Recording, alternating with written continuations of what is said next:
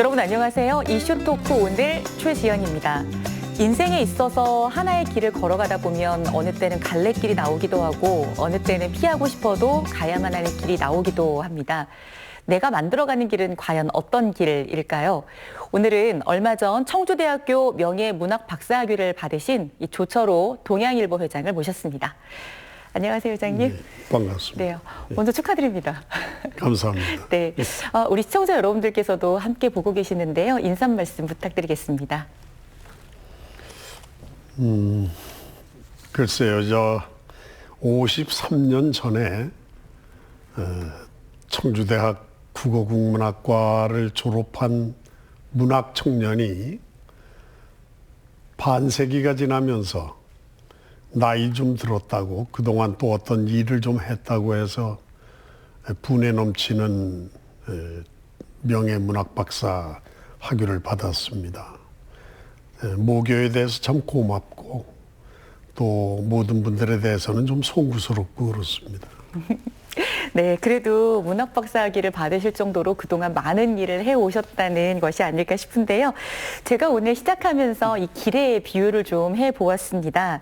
그동안 여러 길을 걸어오셨는데요. 먼저 문화예술 쪽의 길을 만들어 오셨고요. 저도 이렇게 자료조사를 하다 보니까 지역 신문을 통해서 다양한 문학재뿐만 아니라 또 소식을 전하기도 하셨고요. 또 한 가정의 남편이기도 하고 아버지기도 하고 하셨는데요. 그동안 그 얘기를 조금 듣고 싶습니다. 문학계에서는 또 어떤 일을 해오셨는지 직접 좀 얘기를 부탁드릴까요? 제가 걸어온 길은 크게 나누면 문학, 예술 그쪽하고요. 언론 쪽하고 네. 그 두 갈래 길인데 예술이라고 하는 것이 결국은 문학의 한 중심에 있습니다. 저는 그렇게 생각을 해요. 그리고 그 예술의 중심에 문학이 있습니다. 네. 그리고 그 문학의 중심에 시가 있지 않는가라는 그런 생각을 지금까지 해오고 있고, 그래서 그쪽에 정진을 해왔고, 또 언론의 길은 제가 청년 시절부터 첫 직업이 신문 기자로 출발을 했고, 그러시더라고요. 예, 이제까지 이제 50년간을 아기를 살아왔고, 그래서 크게 따지면 문학과 언론의 두 길을 살아온 그런 생애가 아닌가 하는 생각을 하죠. 가정에서는 어떠셨어요? 가정은 엉터리였어요. 왜 그렇게 생각하셨어요? 가정은 문학이라고 하는 것이 어차피 자기가 하는 작업이지만 네.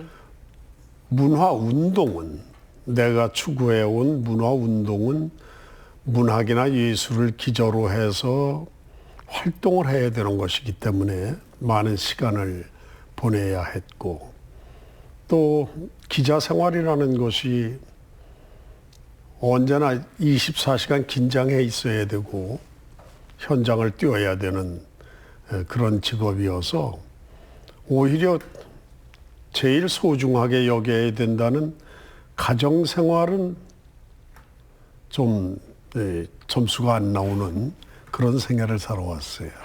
그러셨군요. 그 중에서 가장 소중하게 생각되는 예쁜 손가락이라고 한다면 지금 돌아보시니까 어떤 거세요? 저는 역시 현장 뛰는 기자가 맞습니다. 시를 써보니까 너무 어렵고 네. 힘들어요. 그리고 기자 생활도 그렇지만 문학, 특히 시작이라고 하는 것이, 시작업이라는 것이 고독을 동반하지 않으면 되지 않는 것이기 때문에 늘 애로움을 타게 되죠. 그래서 그쪽이 아무래도 좀 어렵고, 네. 지금 그 예쁜 손가락 말씀을 하시는데, 그래도 50년을 매진해온 이 기자가 아직도 이제 맞는 것 같아요. 네. 언론계 대선배님이신데요. 이렇게 한 자리에서 인터뷰를 할 수 있게 돼서 무척 영광스럽게 생각을 합니다. 예. 그리고 이제 얼마 전에 청주대학교에서 명예문학박사 학위를 받으셨습니다. 국어국문학을 청주대학교에서 전공하셨더라고요. 예. 예. 그래도 이 명예문학박사 학위를 아무에게나 주는 건 분명 아니실 텐데 어떤 분께 드린 건가요? 뭐 나이가 좀 들었다고 해서 준 거 아니에요? 그렇진 않고. 예, 저는 이 대학을 졸업한 뒤에 기자 생활로 워낙 바빴기 때문에 네. 그 이후에 있는 무슨 석사라거나 박사라거나 하는데 정직하게 말씀을 드리면 관심이 없었어요.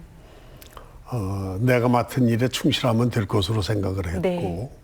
그저 기사 한 꼭지의 현장을 누비는 그것에 이제 보람을 느끼고 그랬었는데, 아마도 이번에 그 대학원 위원회에서 그렇게 만장일치로 명예 문학 박사를 학위를 주도록 결정하신 뜻들은 그동안 문학에 기울인 어떤 그 노력이 보였고 또 언론에 얘기를 걸어왔고 한 것들을 높이 평가해서 그런 것이 아닌가 그런 생각을 합니다. 네. 다시 한번 축하드립니다. 정말 명예로운 박사학위이기도 하고요. 그동안 또 열심히 살아오셨다라는 그런 반증이기도 하실 거고요. 대학교를 졸업하신 지가 대학 다니고 할 때가 50년이 벌써 훌쩍 넘으신 거죠? 졸업한 지가 이제 53년 됐습니다. 그 당시에 대학 분위기는 어땠을까요? 우리가 대학을 다니던 60년대는 최소한 대학을 다니는 사람들이 배지를 달고 다니는 것을 퍽 자랑스러워했던 시대입니다. 그리고 그 대학 캠퍼스에서 정말 낭만과 지성과 어떤 야성을 지닌 그런 청년 시절을 여는 그런 시절이었고 해서 퍽 자부심들이 있었고 네. 의협심이라든가 정의감이라든가 하는 것들로 무장이 돼 있는 아무리 공부를 잘했든 못했든 좋은 대학이든 그렇지 않은 대학이든 대학생이면 그런 의기로움을 자랑으로 여기던 그런 시대였어요. 그때 당시에 캠퍼스라면 두런두런 앉아서 시를 읊조리기도 하고 기타를 치면서 뭐 낭만을 노래하기도 하고 뭐 토론을 하기도 하고 좀 그런 문화가 상상이 되기도 하거든요. 네, 그렇죠. 지금 보면 취업 때문에 대학생들이 너무 찌들어 있는 그런 좀 안타까운 것들을 보는데 그 당시만 해도 지금과는 달리 그런 어떤 자기 인생에 대한 설계도 하고 네. 자기 느낌도 토론을 하면서 상당히 교우 관계도 넓히고 사제간 정도 돈독하고 그랬던 아주 좋은 시절이었다는 회상을 합니다. 네. 그때도 물론 문학 청년이셨겠죠? 그때는 뭐 문과를 다니면 네. 대략 문학 청년이었어요. 네, 거의가. 이제 특히 저 같은 경우는 현대문학을 전공을 했으니까 네. 이제 문인의 길로 나서야겠다라고 하는 작정을 하고 있을 때들이죠. 그럼 왜 본인의 길로 가지 않으시고 기자가 되셨어요? 제가 저 대학 재학 중에 대학신문 기자를 했어요. 네, 그리고 이제 또 학년에 올라가면서 편집국장을 했고 네. 그래서 이 기자의 길을 가면 글도 쓸 수 있고 자기 어떤 생각한 바를 늘 펼 수 있겠다 하는 그런 판단을 했었습니다. 그럼 50여 년 전에 기자 생활을 처음 이제 하시고 오늘까지 이렇게 오시고 가장 예쁜 손가락으로 역시 기자로서의 삶을 꼽으셨는데요.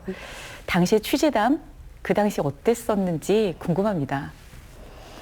제가 일간신문 기자로 출발을 한 것이 그 당시에는 충청북도에 충청일보밖에 없었어요. 대표적인 신문이었죠. 예, 그 신문 하나였기 때문에 거기에 수습기자 2기로 들어갔습니다. 우리 1년 선배가 1기고 네. 내가 2기로 들어갔고 3기부터는 또 안 뽑았어요. 그래서 이 정규 이 수습기자 시험으로는 내가 마지막 기인데 2기 수밖에 안 뽑았으니까. 네. 그래서 그때의 그 일기였던 그 안치영 선배 같은 분들이 이제 바로 내 위에 기수였고, 네. 그때 들어가서 얼마 되지 않았는데 이제 들어가면 뭐 교열부 기자하고 편집부 기자하고 그랬는데 그때 이제 기자 수가 워낙 적고 그럴 때니까 문화를 내가 맡고 있었어요. 아, 문화부셨군요. 편집과 문화를 맡고 네. 있었는데. 입사하고 한 해 뒤에 72년 8.19 수해라고 하는 72년 8.19 단양 수해를 네. 우리는 8.19 수해라고 그럽니다. 워낙 큰 수해를 입었어요. 그래서 그 단양 취재를 자원해서 그때 정철모 편집국장님께 여기 들어가야 됩니다. 현지에 있는 우리 기자 생사도 모르지 않습니까? 그렇죠. 교통이 두절돼 있고 그런데 이렇게 있을 수가 없으니 보내주십시오. 아, 그래서 자진해서 자원을 했어요. 위험하니까 못 들어가게 하시는데 그때 박국평 기자라고 나보다 1년 선배 기자가 있었어요. 그분하고 둘이 출발을 했는데 뭐 말씀이 아니죠. 뭐 충주 지나서 그 한수 쪽으로 가니까 그 강물이 넘쳐가지고 개특 때문에 네. 오토바이를 빌려가지고 갔는데도 안 돼요. 오토바이가 갈 수가 없고 그래서 산길로 해서 단양을 들어갔습니다. 아마 한 6시간쯤 걸었을 거예요. 그렇게 해서 단양을 들어갔는데 아비규환이죠. 이 물에 잠겼던 네. 군청 소재지 전체가 물에 잠겨서 네, 네. 이틀 가까이 물에 잠겨 있었으니까 그 현장 취재를 하고 충청일보 역사일에 제가 1호 특종상을 탔습니다. 수습 기자셨는데. 그때 그러니까 들어온 지 1년 좀 네. 남짓한 기자가 그 긴 역사를 가진 회사에서 첫 특종상을 어머, 탄 정말요? 기자가 돼가지고 그때 좀 상당히 보람도 느끼고 명가를 좀 얻었죠. 길이셨네요. 내가 가야 할 길이셨네요. 예, 그래서 참 위험했었어요. 하긴 뭐 그때는 지금처럼 터널이 있을 때도 아니고 다리째, 박달째를 직접 가야 되는 그런 때셨잖아요.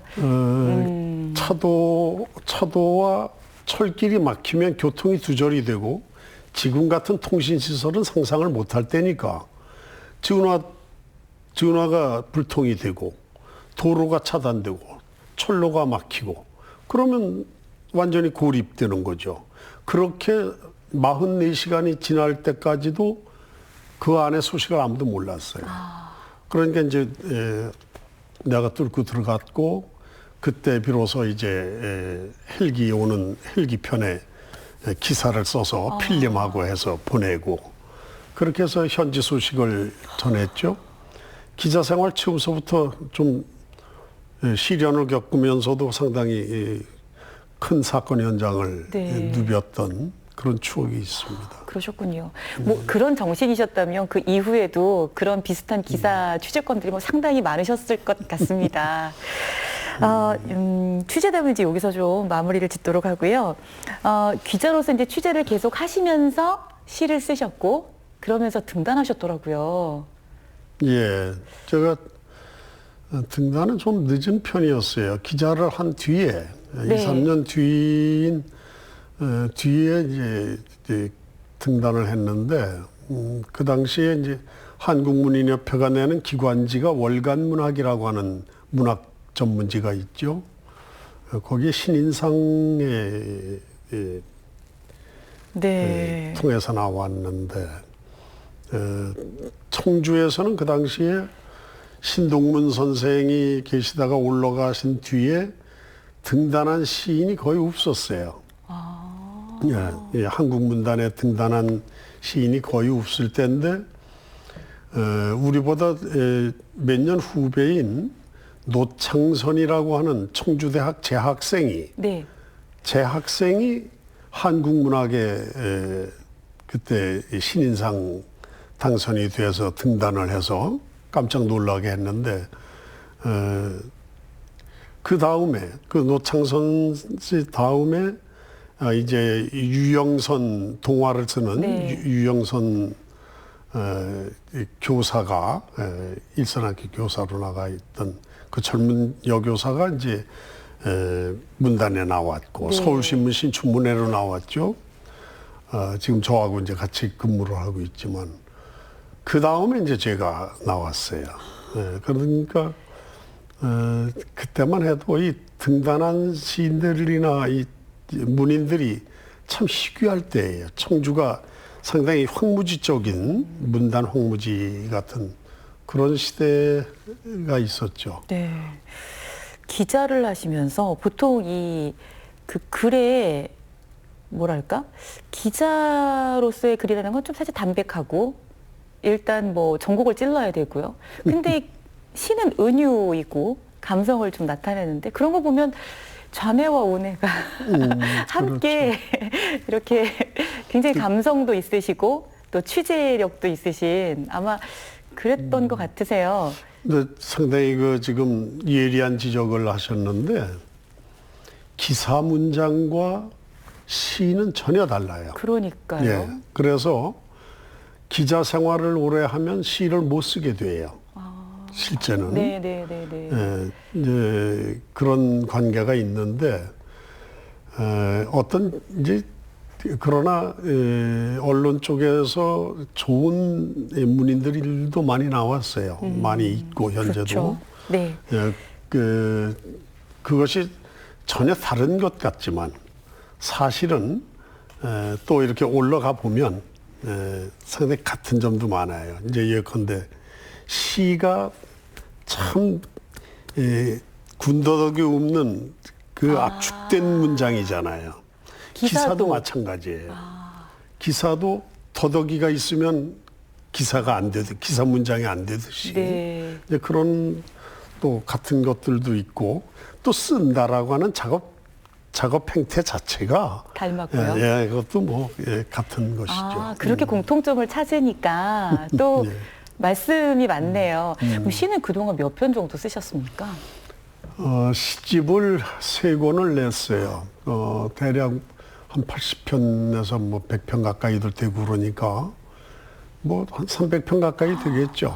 그러시군요. 시 한 편. 근데 그렇게 뭐 시를 뭐 몇백 편을 썼다, 뭐 1000편을 썼다가 중요한 게 아니고 네. 정말 남들이 보아서도 감동을 받는 그렇게 좋은 시를 써야 되는데 우리는 아직 그 경지까지 못 가고 있고. 아, 겸손의 말씀 아니세요? 예, 쓰는 작업만 그냥 계속하고 있죠. 제가 이 방송 들어오기 전에 이제 시를 한 편 부탁드려도 될까요? 말씀드렸더니 편지라는 비교적 길지 않은 시를 하나 낭송을 해주시겠다고 하셨어요. 그걸 해야 돼요. 부탁드려봐도 될까요? 예, 짧은 시이기 때문에 네. 해오는데 이 시는 쉬운 시예요. 아주 쉽고 또 시가 여러 종류의 시가 있는데 아주 주지적인 것도 있고 뭐 너무 사유에 깊이 빠져 있는 시들도 있고 그런데 이거는 그냥 누구나 들으면 아는 네. 그런 이제 쉬운 시여서 한편 하지요. 편지.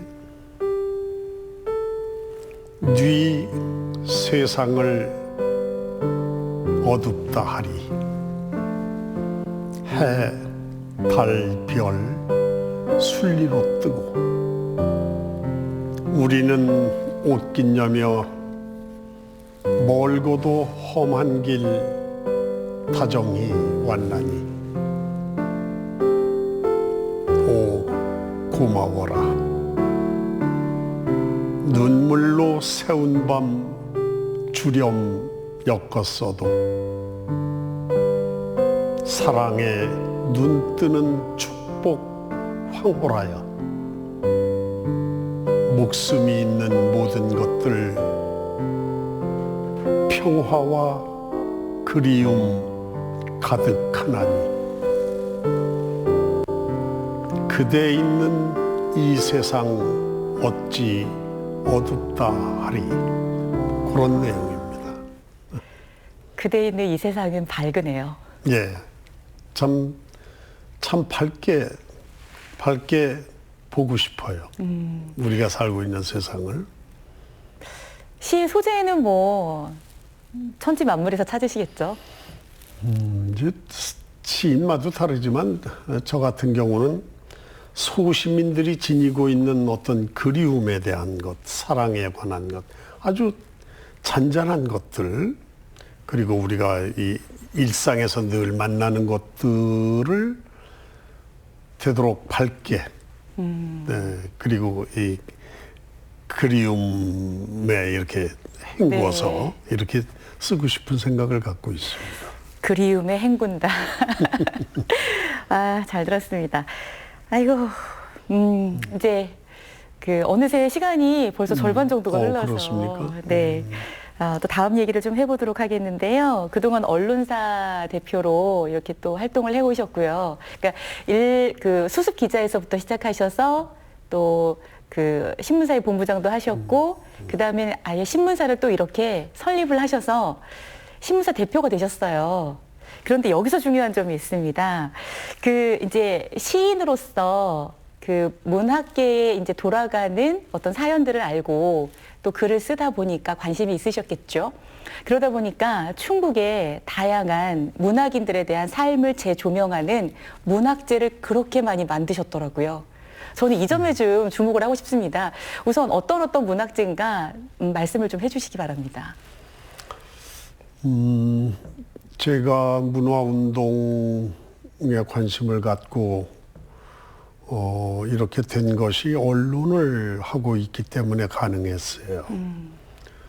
기자였기 때문에 그쪽에 대한 열정을 펼 수 있었던 것인데, 제가 이제 대학 신문 편집국장 때 그 소망이 내가 내 생애에 일간 신문 하나를 좀 창업하는 것이었는데, 네. 그게 꿈이었어요. 그래서 신문 기자로 이제 시작을 했고, 신문 기자가 되면서 가진 꿈이 이게 자꾸 내 뜻과 다른 이런 기사를 써야 되고 이러는 것이 불편하니까 내가 신문사를 하나 창업해야겠다. 그러면 언제쯤 하는 게 좋겠는가? 20년쯤, 기자 생활 한 20년쯤 했을 때 창업을 했으면 좋겠다. 그렇게 이제 꿈을 갖고 있었어요. 그러면 내가 어디에 이제 그걸 적어 놓은 데도 있고 그런데.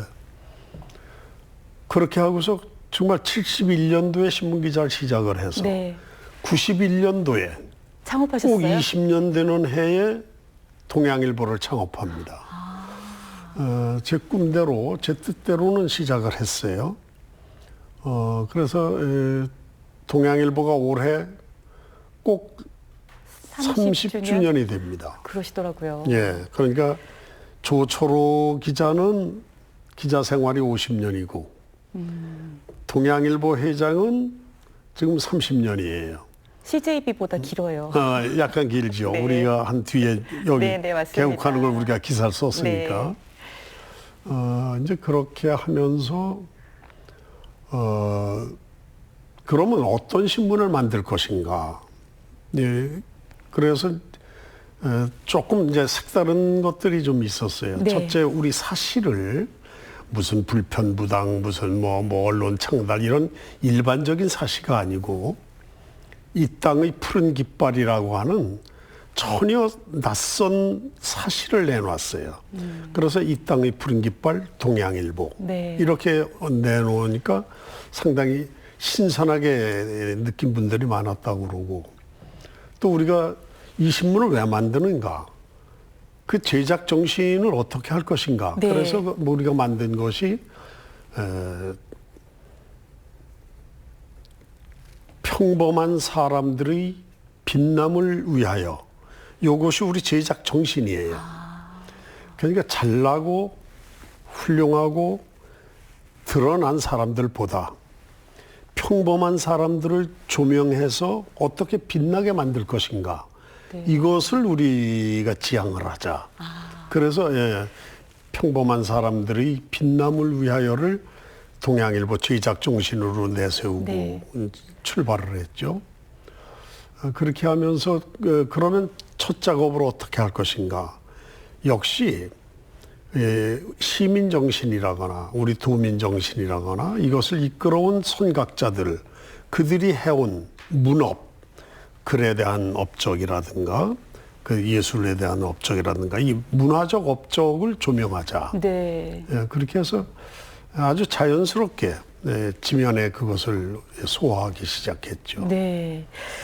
제가 조금 전에 이제 말씀을 드렸는데요. 별 해는 밤에 윤동주 문학제, 또 전라북도에는 미당 서정주 문학제가 있고요. 가을 달빛 쏟아지는 강원도에는 메밀꽃밭에 그 박효석 문학제가 있습니다. 사실 앞서 말씀하신 것처럼 이효석. 죄송합니다. 이효석 문학제, 그렇죠. 효석 문학제가 있습니다. 앞서 말씀하신 것처럼 충북은, 청주는 등단 시인도 찾기 어려울 만큼 그렇게 문학적으로 좀 소외된 곳이 아니었는가 이런 표현을 쓰셨는데요.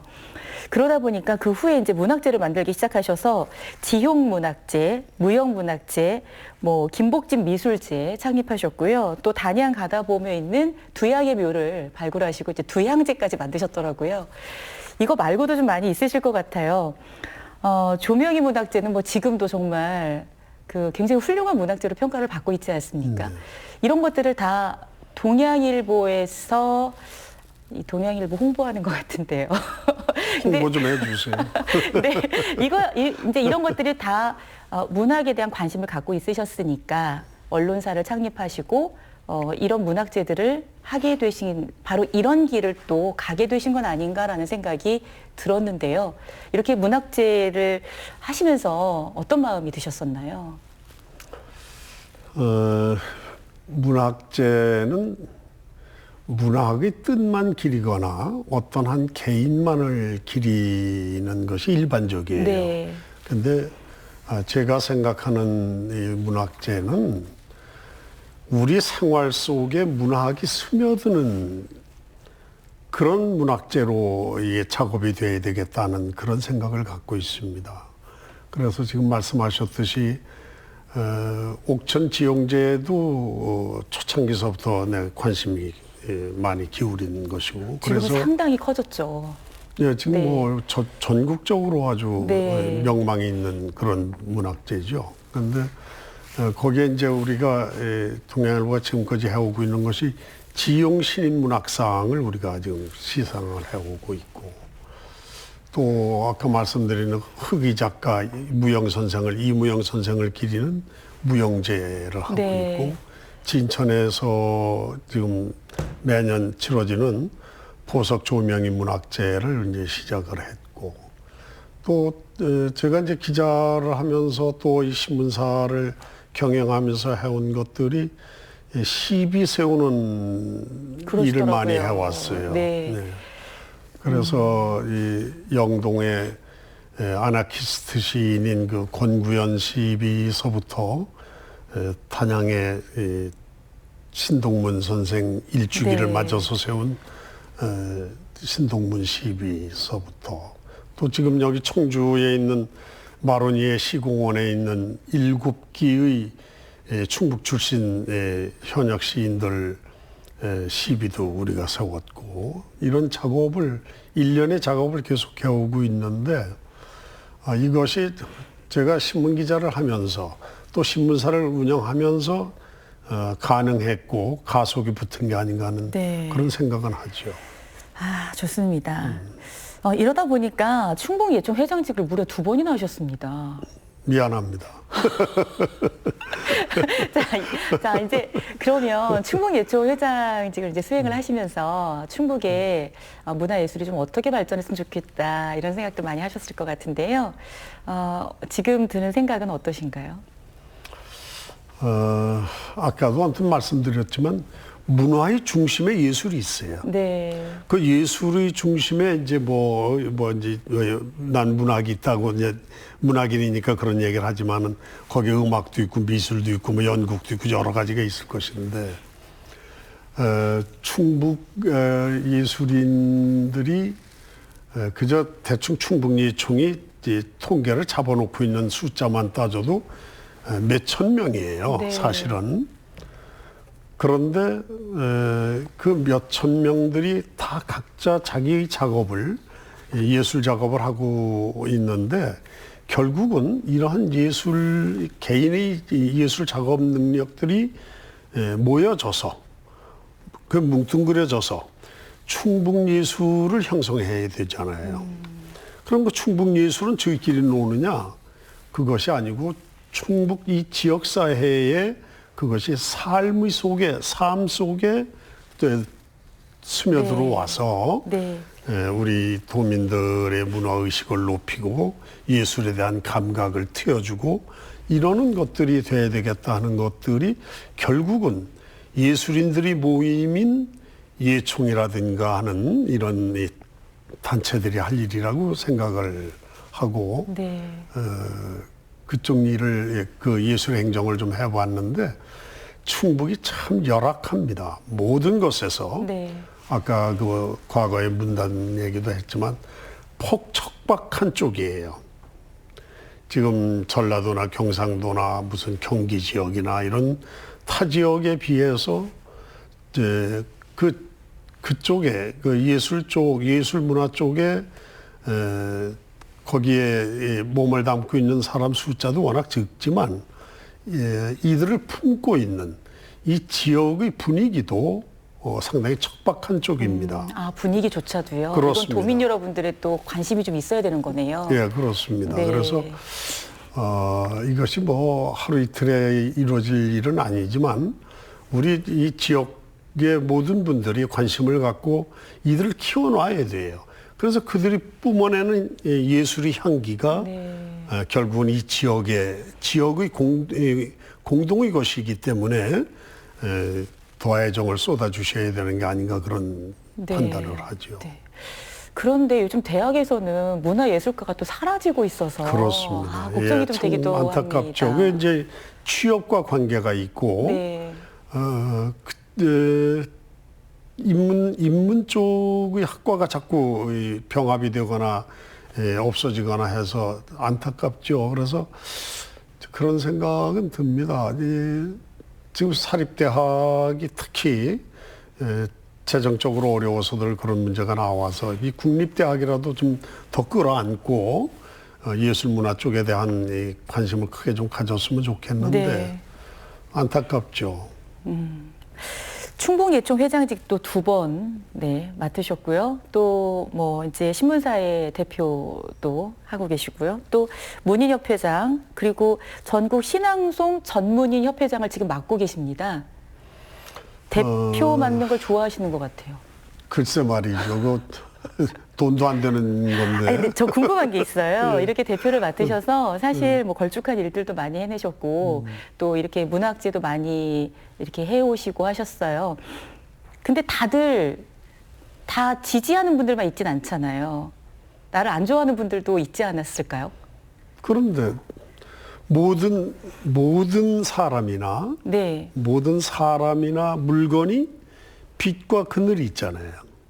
그래서 입체가 나오잖아요. 네. 앞에서 일을 하는 사람들은 인기 스타가 아니에요. 일을 하는 사람들이지. 일을 하는 사람들에게는 찬반 양론이 꼭 있습니다. 모든 사람이 좋은 일이라는 건 없어요. 네. 네. 그러니까 이것이 옳다라고 해서 꼭 해야 될 것이라고 한다면 그것을 해내는 것이 리더의 일이지 여러 사람 대중의 뜻이나 그 어떤 그 다수의 뜻에 따라서만 움직여진다면 역사가 향상이 될 수가 없죠. 또 역사가 만들어질 수가 없죠. 그러니까 욕이 무서워서 어떤 일을 안 하겠다 그러면 안 해야 돼요. 그런 사람은 안 해야 돼요. 단체장이나 어떤 조직의 책임을 갖는 사람은 네. 그럼에도 불구하고 그런 것을 무릅쓰고 어떤 소신을 펴야 되는 게 아닌가 그런 생각을 합니다. 그러시군요. 재미있는 대회를 좀 많이 하셨더라고요. 만물 박사 대회, 충청도 사투리 경연 대회, 또 신앙송 대회도 처음으로 또 만드셨더라고요. 이런 걸 보면 재미있는, 의미 있는 문학제, 문화제도 이렇게 관심을 가지셨고 또 재미있는 이런 대회 같은 것들도 많이 만드셨는데요. 이런 아이디어는 다 어디서 얻으실까? 그건 이제 여러 사람들이 함께 네. 일하는 사람들이 고민해서 나오는 것인데 그 만물박사 선발대회 같은 것은 아마 대한민국의 충청북도만 있을 겁니다. 초등학교 4, 5, 6학년을 대상으로 하는 건데 학교에서 배운 학과에 나오는 것 말고 네. 기타의 상식을 얼마나 가지고 있는가를 테스트하는 거예요. 네. 그러니까 지금 시대에 4, 5, 6학년은 과거에 우리가 다녔던 4, 5, 6학년 그저 교과서에 있는 것만 가지고 세상 못 살잖아요.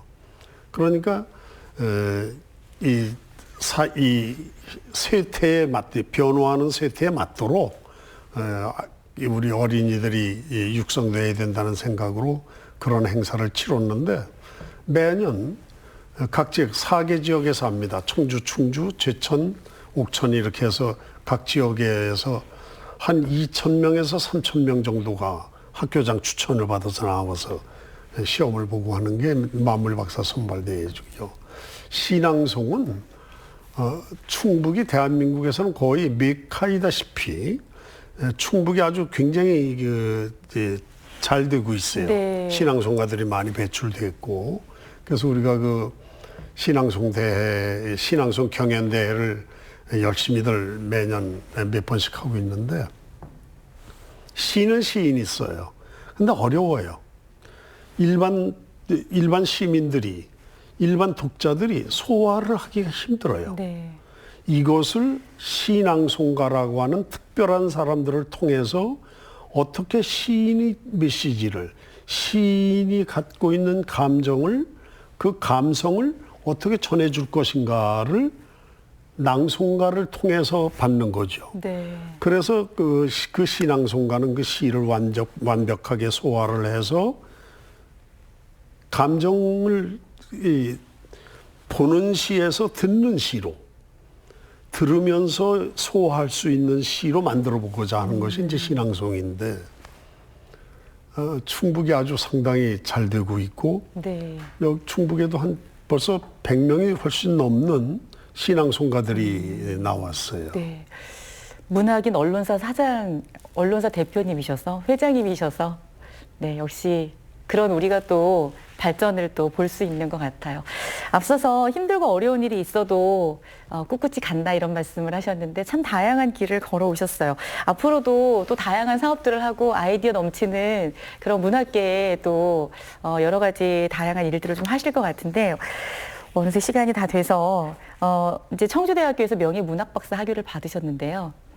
소망이 있다면 앞으로 이런 거 좀 해보고 싶다. 또 앞으로 이런 계획이 있다 하시는 게 있다면 어떤 게 있으십니까? 제 꿈은 아주 소박한데 좀 힘들 것 같아요. 우리가 이 거리에 나가보면 노래방이 많잖아요. 이 노래방이 반쯤은 신앙송방으로 바뀌었으면 좋겠어요.